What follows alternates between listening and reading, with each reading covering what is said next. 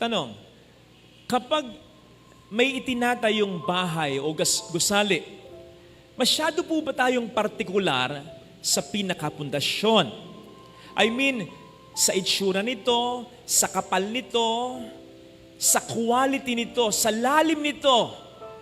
I believe kung tayo mismo yung engineer, yung foreman, or yung architect, syempre oo. Pero kung wala naman tayong kinalaman dyan, at lalong-lalo na kung tayo simpleng mamayang nagpapatayo lang, hindi natin alintana yan. In fact, kapag tayo nagpapaskil gamit ang tarpaulin ng ipinapagawa natin, hindi nga ba't ang pinapaskil, ang pinapakita natin ay yung itsura ng magiging finished project natin. Hindi naman yung itsura ng pundasyon sa ilalim. Nakakita na po ba kayo na ang nakapaskil sa tarpaulin ay hindi yung magiging itsura ng finished project pagdating ng panahon, kundi yung pundasyon. Ano kaya yun? So parang lumalagay yata na mas mahalaga yung tapos ng proyekto kesa sa naunang pundasyon nito? Wrong! No! Mahalaga yung pundasyon. So much so, na gaano man kaganda yung gusali, gaano man kataas, gaano man ka-expensive, kamahal, kung weak at very poor ang pundasyon, wala din pag ganun. Guguho lang yun pagdating ng panahon. Sayang lang ang mga pera na inipon, pinundar, at proyektong inukol. Kaya dapat magsimula ng tama. Pundasyon muna. Bagay na pwedeng nating ma-apply sa ating sariling buhay. At sabihin, bago tayo maging abala sa maraming mga bagay, basically, in building and reaching our dreams, and then later in accomplishing many things, in accumulating even many things, siguraduhin muna natin na steadfast, solid, at firm ang pundasyon natin. Ano yon? Ang ating relasyon sa Panginoon, na mas tumitibay pa when we are applying His words into our life. Sapagkat sa relasyon sa Panginoon, basically, meron in as much as tayo mga binyagang Kristiyano, nagsisimba naman tayo, nagsasakripisyo, nagpapakabuting tao sa iba't ibang mga paraan.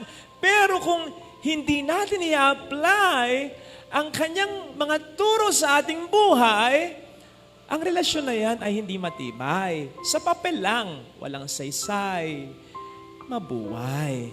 Parang yung relasyon mo sa asawa mo na mayroong kontratang nakapirma ang pangalan mo, pero hindi mo naman ginagawa yung mga gusto niya. At ang ginagawa mo yung alam mo yung mga kinagagalit niya. Abay, kahit pa sabihin mong kasal kayo sa papel at sinasabi mo sa salita na mahal mo siya, anong klaseng relasyon yun? Walang tibay yun. Walang saysay yun. Guguho din yun pagdating ng panahon. Mga kapatid, tandaan natin ano man ang maging tayo sa buhay na ito, ano man ang ma-accomplish natin, ano man ang marating natin, ano man ang maging sino man tayo, everything will not be worth it if everything in our life will not have a solid foundation in Jesus. Because everything will just fall, will just crumble in the end. Lahat ng bagay na maipupundar mo, kahit sa pamilya mo, gugo kung hindi solid ang ating pundasyon sa ating relasyon kay Kristo. Now, hindi man gumuho ang mga bagay-bagay sa buhay natin sa mundong ito, as in the case of those people who still live a comfortable life without having a solid relationship with Christ, ay sigurado ko sa kabilang buhay na wala naman tayong madadala ng kahit ano, guguho din ang lahat ng ito. When the moment we realize, wala palang kwenta ang lahat if we are empty of God. Kaya nga, di ba, may isipin sa Biblia, ang sabi ng Panginoong Diyos dun sa mayaman, hangal, katulad nung Ebanghelyo ngayon, hangal yung taong nagtatayo ng bahay sa ilalim ng buhanginan. Hangal ang sabi niya sa mayaman. Saan mapupunta ngayon? Ang yaman na yung inipon. And then he asks, ganyan ang mapapala ng taong nag-iipon ng kayamanan, pero dukha naman sa mata, paraphrasing it, sa relasyon sa puong may kapal. Kaya wag tayong hangal or wag tayong tatanga-tanga. Kailangan magsimula ng tama. Pundasyon muna. Relationship with Christ. In order for us to survive the storms of life. Nakalulungkot nga na yung ating mga kandidato ngayon, kapag naglalahad ng kanilang mga plataforma, hindi ito ang inuuna. Relationship with God. Ang nauna lagi, ekonomiya, edukasyon, paano masusugpo talaga ang pandemya, paano dadami ang trabaho, magkakaroon ng maraming negosyo, paano natin masosolve ang pambubuli ng China, etc. Pero hindi una, minsan nga nawawala pa. Relationship sa Kanya. Anong rason? Two things. Una, they don't have that. They don't have that strong relationship with God. Pangalawa, ramdam nila na hindi yun ang ating interes at hanap.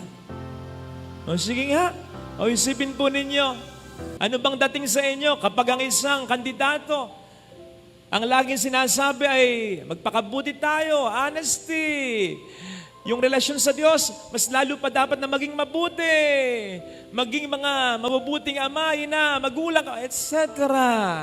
Hindi nga ba't mas may interest tayo sa ekonomiya, sa pera, sa kalusugan, sa trabaho, sa negosyo? Hindi ko sinasabing masama at hindi kinakailangan. Kinakailangan ng lahat ng ito. Pero kung ang lahat ng iyan, ano pa man ang ating maidadagdag dyan, kung hindi ang Diyos ang uunahin at pundasyon ng lahat ng iyan, peke, mabuhay ang magiging pag-unlad. Tandaan niyo po yan.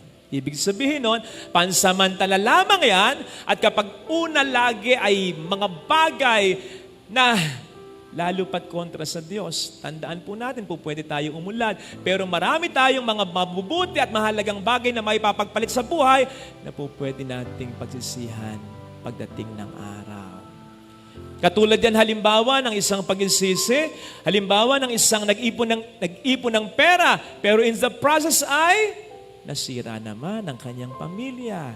Halimbawa yan ang isang pagsisisi na inabot ang pangarap niya, pero nakatapak naman, nakaargabyado naman ang karapatan ng iba. Yan ang pagsisisi halimbawa ng isang kapatid na mas marami nga, mas malaki nga ang nakuha niyang mana, pero in the process ay naggalit naman sa kanya talaga ang mga kapatid niya. Yan ang pagsisisi ng isang magulang na naging very particular sa maaabot na karir ng anak niya. Nang maabot nga, ang nakalimutan niya ay ang instill dito ang mga values na kinakailangan ng anak niya. Kaya ayon, titulado nga, wala namang respeto sa kanya.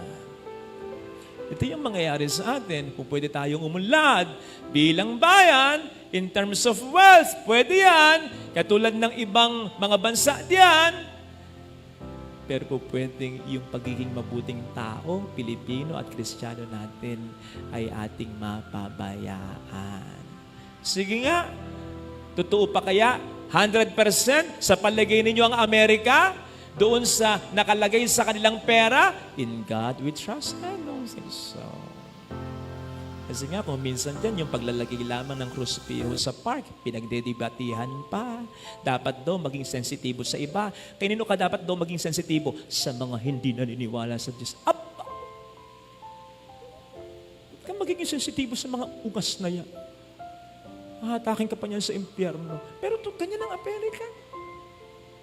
Paglalagay lamang ng krusipiho sa park, pinagdedebatihan pa.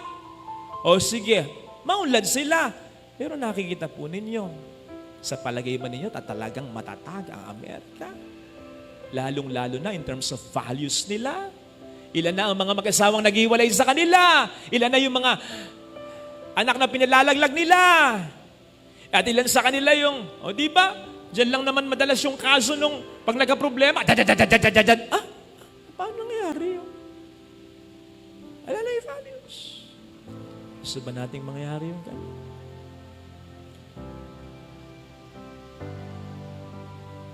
Ano ang sabi ng ating Panginoon? Anong mapapala ng isang tao, makamtan man niya ang buong mundo, kung ang kaluluwa naman niya ang kapalit ito. Come on! Ito na naman tayo eh.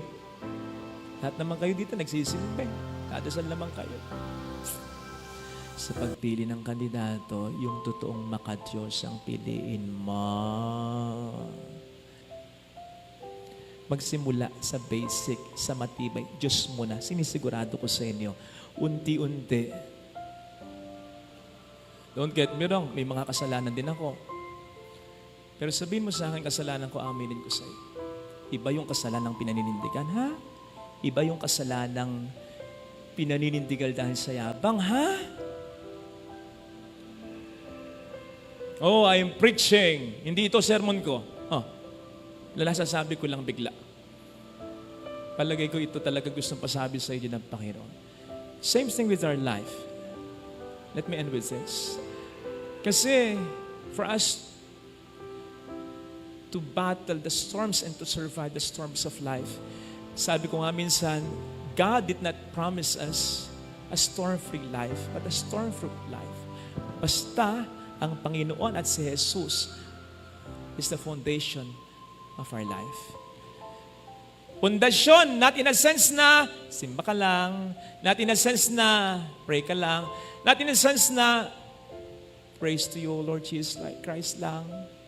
Pundasyon dapat na naririnig, pinaniniwalaan at isinasabuhay. Let us open our eyes. Things are not always according to our control.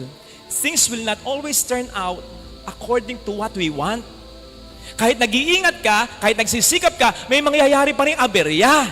Habang tayo nabubuhay sa mundong ito na hindi perpekto. Pero nandun yung thrill na dahil magpapakabuting tao ako, alam ko na kahit pangit pa, may pangit pang mangyari sa buhay ko, pwedeng gamitin ito ni Lord upang magdulot din ng kabutihan sa buhay ko. Nandun yung thrill. Hindi ko nga po alam kung bakit nandun din yung thrill sa paggawa ng masama. Ito nga daw ang nagiging dahilan kung bakit ang tao nasasadlak sa masama. Kasi nandun yung thrill eh. Nandun yung thrill sa pangangalo niya. Nandun yung thrill sa pagnanakaw. Nandun yung thrill sa hindi pagsasabi ng totoo. Nasaan yung thrill doon? Yung thrill na hindi ka nahuli? Come on! Nandun lang yung thrill habang hindi ka nahuli. Pero tandaan mo, ang anumang pangit na ginagawa mo, pangit din ang kahinat na nito. Kaya yung thrill ay binibigay sa iyo ng demonyo, panluloko lamang yon upang mas lalo kang malugmok sa pagkakasala mo. So wake up! Ang tunay na thrill ay yung pananatili at laging paggawa ng mabuti. Yung thrill na anuman ang mangyari sa buhay ko, I know that I am safe. I know I will be okay sapagkat God will be with me along the way and He will handle me with so much love and care. Hindi natin alam ang mangyayari sa kinabukasan, pero ibigay natin ang ating buhay sa Diyos na po pwedeng kontrolin ng lahat para sa ating kabutihan. Ang payo ko, let us replace yung takot natin with thrill and excitement. Let us be more thrilled, more excited than frightened. Paano mangyayari yan? We commit ourselves to God. Lord, magpapakabuti na po talaga ako. Pipilitin talagang yung mabuti na. Yung mga masama na nagagawa ko, hindi ko na talaga gagawin. Mas magiging caring, mas magiging loving ako, mas magiging thoughtful ako, mas magiging helpful ako. I'll stay away from those people and from those things na alam kong nagkakasala ako. Talagang pipilitin ko. Magpapakabuting tao na ako. Mananatili na ako sa mabuti. Ibibigay ko na sa iyo ng buong buo ang aking sarili. Yun. Kapag ganon ang commitment natin and we really mean it, we will really do it, magkaroon naman tayo ng takot, konti na lang yan. Konti na lang. Sapagkat mapapalitan niya ng kumpiyansa, ang Diyos ang bahala sa buhay ko. Every day, kung yan ang gagawin natin, our mantra will be, ako'y magpapakabuti, ang Diyos na ang bahala sa kung ano ang pwedeng mangyari. Yun naman talaga ang dapat nating maging attitude eh. I will do my part, I will do my best, and God will take care of the rest. Ako'y magpapakabuti, I'll trust in God, that is our responsibility. Now, as regards the outcome kung ano pwedeng mangyayari, that is already God's responsibility. Na alam naman natin, will always turn out mabuti sa huli. With that, we will be more stress-free, worry-free, and if ever may pangit na mangyari, rest assured, we will have our own transfiguration story. Ano yung transfiguration story? Yung story ng buhay natin na nagpakabuti, nagsikap, yes, nasaktan, yes, nahirapan, pero naging matagumpay sa huli. Ito sana ang hilingin nating biyaya sa misang ito. Amen. What should we say when somebody is sad and depressed? Ano ang mabuting sabihin pag ang isang tao ay nalulungkot at nalulugmok? Meron pong isang napakagandang kwento tungkol sa isang psychologist. Nung minsan, tinawagan siya ng isa sa mga kliyente niya, isa sa mga nagpapagamot sa kanya. At sinasabi nitong kanyang pasyente, isang ina, ang kanyang lungkot dahil hindi niya matanggap ang pagkamatay ng kanyang anak. Pagkatapos po mag-open up nitong ginang, ito pong psychiatrist, sinusubukan niya na i-console siya. Sinasabihan siya na okay lang yan, huwag ka mag-alala, magdasal ka. Napakarami po na sinabi nitong psychiatrist para lang mapatahan niya yung pag-iyak, yung lungkot, yung depression nitong babae. At pagkatapos po ng kanilang pag-uusap sa telepono, nagpaalam na po itong ginang. Pagkatapos po ng isang linggo, habang naglalakad po itong psychiatrist, nakasalubong niya yung ginang, nakangiti at kinumusta niya. Tinanong po ng psychiatrist, buti naman po na kayo ay masaya na. Ano po ba doon sa mga sinabi ko yung nagpalubag ng inyong loob? Ano doon sa mga advice ko yung nakatulong sa inyo bakit nawala yung inyong lungkot? At sumagot po itong babae, sabi niya, actually po wala doon sa mga sinabi nyo. At nabigla po yung psychiatrist. Bakit masaya kayo? Sumagot po itong ginang, sabi niya, masaya ako at meron po akong kapayapaan ngayon kasi alam ko pag malungkot ako, merong makikinig sa akin. At yun yung inyong ginawa. Yung lang alam ko na may nakinig sa akin, sapat na yon para mawala yung aking lungkot. My dear friends, sometimes the best words to say to someone who is lonely, sad, and depressed are not words. The best thing to do when someone is sad, lonely, and depressed is just be present for that person. Bago ka magsalita, bago ka mangusap, bago ka magbigay ng payo o advice sa isang tao na nalulungkot o nalulugmok, manatili ka lang sa tabi niya at paramdam mo na nanduroon ka para sa kanya. Pinakamahalaga ang ating presensya, pananatili at sapat na yon para magbigay ng tuwa at kapayapaan sa isang taong nabibigatan at nahihirapan. Tingnan niyo po kung anong ginawa ng ating Panginoon. Noong nakita niya itong ina na namatayan, mag-isa na lang ang ina dahil ang kanyang kaisa-isahang anak na lalaki namatay.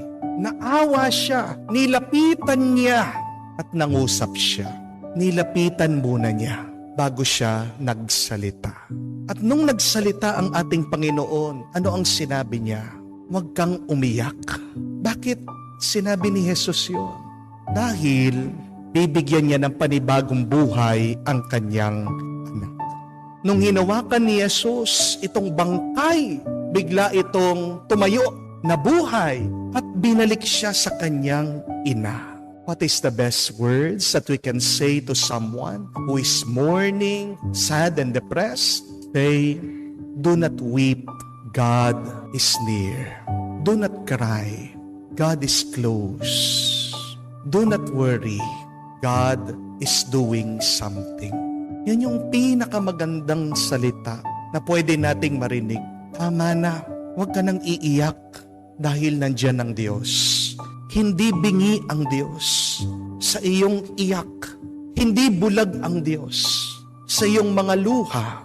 Naririnig ka niya, nakikita ka niya, at may ginagawa ang Diyos para maging masaya ka uli. Pero hindi po natin makikita ito kung busy tayo sa napakaraming bagay. Hindi po ba? Are we still present for other people? Madalas dahil sa napakaraming distraction, hindi po ba? Meron ka ng trabaho, napakarami mong mga ginagawa, napakarami mong mga inaalala. Minsan palagi kang nakatingin sa iyong cellphone, sa iyong computer, sa iyong TV. Are you still aware of what people are undergoing? Ramdam mo ba kung ano ang nararanasan, pinagdadaanan ng ibang tao?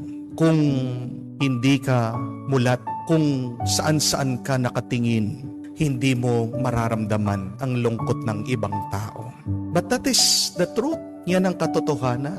Tayo pong lahat ay may kanya-kanyang dinadalang lungkot, bigat, at hirap sa ating puso. Minsan po at madalas, napakarami ng pumupunta ng mga tao dito sa parokya. Nagpapapicture. Pag nagpapapicture, kasama ako, siyempre, ngumingiti. Amen? Pero alam niyo po ba, pagkatapos magpapicture, itong mga taong ito, nagsesend sa akin ng messages. Sa likod ng mga ngiti, meron palang lungkot. Napakarami dyan, nakangiti, pero ang daming utang. Hindi alam kung paano babayaran. Meron dyan, nakangiti, pero may problema sa asawa. Meron dyan, pinipilit na nakangiti. Meron palang pinagdadaanan na malubhang sakit. May karamdaman. May tinatago ang mga ngiti. Hindi po ba? Hindi pinapakita ng ating mga muka ang tunay na kalagayan ng ating puso, ng ating mga kalooban. Pero kahit na paano natin itago ito, alam ng Diyos, nakikita ng Diyos. At yun ang mabuting balita.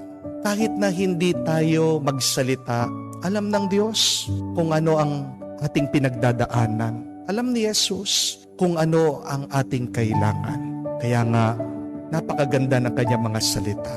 Kung tayo nalulungkot, huwag kang mag-alala. Huwag kang umiyak dahil nandyan siya sa iyong tabi at may ginagawa siya para maibsan ang bigat ng iyong pinagdaraanan. May ginagawa siya para mapalitan ng tuwa ang iyong lungkot.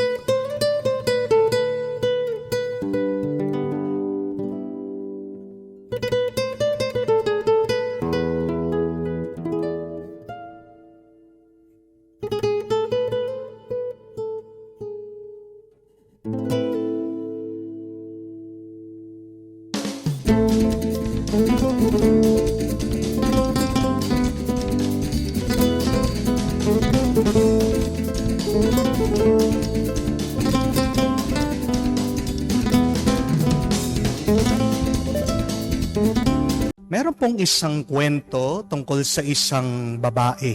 Ang pangalan po niya ay si Maring. At siya po ay isang simpleng tendera sa palengke. Kaya lang, sa kasawiang palad, ang napangasawa po ni Maring ay isang lalaking napakabisyo. Kahit na hindi nagpapaalam, kinukuha ang puhunan niya sa pagtitinda. Para saan? Para kabili ng alak, para panigarilyo, para makasugal, para din makapagbabae. Pero pinagpapasensyahan po siya ni Maring. Pagka-uwi, sumasakit ang ulo po niya sa kanyang biyenan dahil palaging merong nirereklamo, palaging merong sinasabi, at nandyan pa yung kanyang mga anak, re-rebelde, mga pasaway. Ang libangan na lang po ni Maring ay yung panonood sa Facebook. At ang pinakapaborito po niyang pinapanood ay si Darna. Pag nanonood siya, nawawala yung kanyang problema, hindi niya naiisip ang kanyang asawa, kanyang biyenan, ang kanyang mga anak. Nag-i-enjoy siya. Yun yung libangan, pampalubag loob ni Maring. Kaya lang, isang araw, kamukha ng dati, ito na naman ang kanyang asawa. Kinuha ang puhunan niya at dumadating pa ang naniningil ng utang sa kanya. Pagka-uwi niya, nandiyan na naman ang biyenan niya, walang tigil sa kakasalita. Dumating pa yung kanyang mga anak, gabing-gabi na, sabi, may project daw sila, kailangan bumili ng materials. Alam niyo po kung anong nangyari dito sa babae? Bumigay, napuno. At dahil po napakarami niyang iniisip, sabay-sabay, bigla na lang po siyang sumigaw, Darna! Sabi po niya, at biglang tumakbo, lumabas po sa kanyang tahanan. Tumatakbo, Darna! Sabi niya, nag-alala po yung kanyang pamilya. Hinahabol siya. Nasiraan ng bait dahil nasobrahan sa iniisip, sa problema. Hinahabol, hindi po mahabol-habol. Ito po ay umakyat, pumunta doon sa footbridge. At sabi niya, tatalon ako si Darna! Sinisigawan po, sinasabihan siya ng pamilya niya, sabi, Maring, hindi ka si Darna. Sinasabi ng kanyang mga anak, Nay, maawa ka. Huwag kang tatalon, hindi ka si Darna. Sabi po niya, ako si Darna, makikita niyo, lilipad ako. Dumating po yung mga kaibigan niya. Kinakausap din siya, sabi, Maring, bumaba ka na dyan. Kung ano man yung problema mo, pag-usapan natin. Hindi, makikita nyo, lilipad ako si Darna. Sabi po ng mga kaibigan niya para mapakalma nila, Maring, hindi ka si Darna. Dahil naka-bathing suit si Darna. Hindi ka naman naka-costume na Darna. Alam mo pong ginawa, hinubad yung damit, nakabra na lang. Sabi, ako si Darna, lilipad ako, makikita nyo. Ang tanong po, kailan kaya malalaman ni Maring na hindi siya si Darna? Bago siya tumalon o pagkatalon niya? Kailan niya malalaman na mali pala siya? Na hindi siya talaga tunay na superhero, na tao lang siya, na masasaktan siya? Bago siya tumalon o pagkatalon niya? Ano po sagot? Pagkatalon niya. Amen? Tayo, kailan natin malalaman na mali tayo? Bago natin gawin ang kasalanan o o pagkagawa natin ng kasalanan? Hihintayin pa ba natin na tayo ay masaktan, na tayo ay mapunta sa impyerno para malaman natin na mali pala tayo? Pakapalad ng mga Israelita, ng mga Hudyo, hindi po ba? Dahil pinadala ng Diyos isang propeta sa kanila, si San Juan Bautista. Napakapalad na mga Hudyo noong unang panahon dahil nakita nila, narinig nila, nakasama nila ang ating Panginoong Jesucristo. Pero ang nakakalungkot na kwento, hindi sila nakinig sa kanila. Napakarami ng kanilang turo sa kanila, pero hindi sila nakinig kay San Juan at sa ating Panginoong Jesucristo. Kailan nila malalaman na sila ay mali? Bago ang pakikinig o pagkatapos ng pakikinig? Yan po ang paalaala sa atin. Huwag nating hintayin na tayo ay masakta. Huwag mong hintayin na ikaw ay mahirapan. Huwag mong hintayin na ikaw ay magdusa para malaman mo mali ka pala. Habang naririnig mo ang salita ng Diyos, sundin mo siya dahil hindi ka dadalhin sa isang karanasan na makakapagpahamak sa iyo. Ang salita ng Diyos ay nandyan para maligtas ang ating kaluluwa. Pagdasal natin na wag sanang maging matigas ang ating ulo. Wag sana maging matigas ang ating puso. Ano ang sabi ng Salmo? If today you hear the voice of God, harden not your hearts. Ano ang madalas na dahilan bakit hindi natin naririnig ang salita ng Diyos? Ito ay dahil matigas ang ating ulo, matigas ang ating puso. Napakapalad ng mga Hudyo dahil dumating si San Juan, ang gamit niya ay pananakot para magbago ang buhay nila. Dumating ang ating Panginoon, ginamit niya malasakit, pakikiisa, pakikisama sa kanila, pagmamahal. Pero wala pa ring kwento. Kailan nila malalaman na sila ay mali? Pag sila ay nasaktan na. Pag naranasan na nilang kamatayan sa buhay nila. Huwag tayong tutulad sa mga sinaunang Hudyo. Hindi nagkukulang ang Diyos sa kanyang salita. Kalat naririnig natin ang salita ng Diyos. At kahit saan tayo tumingin, buksan lang natin ang ating mata. God is always communicating with us. And God is using every person, every experience to get to us, to convert us, to bring us back. Pero hindi natin mauunawaan yan. Hindi natin makikita ang pagnanais ng Diyos sa tayong ligtas. Kung mananatili kang matigas ang iyong puso, matigas ang iyong ulo. Meron po akong kausap, isang misis. Binubuksan niya yung problema niya sa akin, tong kanyang asawa, na porket ba meron silang pera, nagtatagumpay sila ngayon, dahil naging successful siya, umangat ang buhay nila, aba, nag-iba yung lifestyle, ginagawa niyang gusto niya. Nagumpisang magbisyo, biglang yumabang, nag-ibang tingin sa kanyang sarili, at sabi ng kanyang asawa, magpakumbaba ka, magbago ka ng buhay. Hindi ka ba natatakot sa Diyos? Alam niyo po kung ano sabi nitong lalaki. Alam mo, kung mali yung aking ginagawa, bakit binebless ako ni God? Sabi niya. Kung mali yung aking pagbibisyo, bakit dumadating pa rin ang pera, ang tagumpay, umaangat ang business natin? Ano po sa tingin niyo? Tama ba itong pag-iisip ng mister?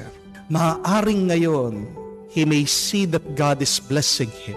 But the question is, until when? Hanggang kailan? Hindi mo mapagmamalakihan ang Diyos. Amen? Pag inumpisan mo pinagmalakihan ang Diyos, anong gagawin niya? Ibababa ka niya. Let us always remember Jesus' words that those who exalt themselves will be humble, but those who knows how to humble themselves, God will exalt them. Ang taong mapagmataas, ang taong mayabang, hindi marunong makinig. Pero dahil hindi ka marunong makinig, nakakatakot dahil alam mo kung saan papunta ang iyong buhay. Pabagsak. Alam mo na pagkatapos ng iyong kayabangan, ikaw ay makakaranas ng pagbaba ng iyong buhay. Kaya nga, tayo ay inaanyayahan din ng Diyos na maging marunong, maging matalino. At anong ibig sabihin ng pagiging marunong at matalino? Ay yung natutuklasan mo kung ano yung mabuti, ninanais mo kung ano yung mabuti. At ano naman ang kahibangan? Ano po ang, pardon the term, katangahan, kamangmangan? Yung alam mo na hindi mabuti, pero ninanais mo pa rin yung mali. That is what foolishness means. You know that this is not good, and you still desire what is evil. If you keep on desiring what is evil, you know what comes next. It is destruction.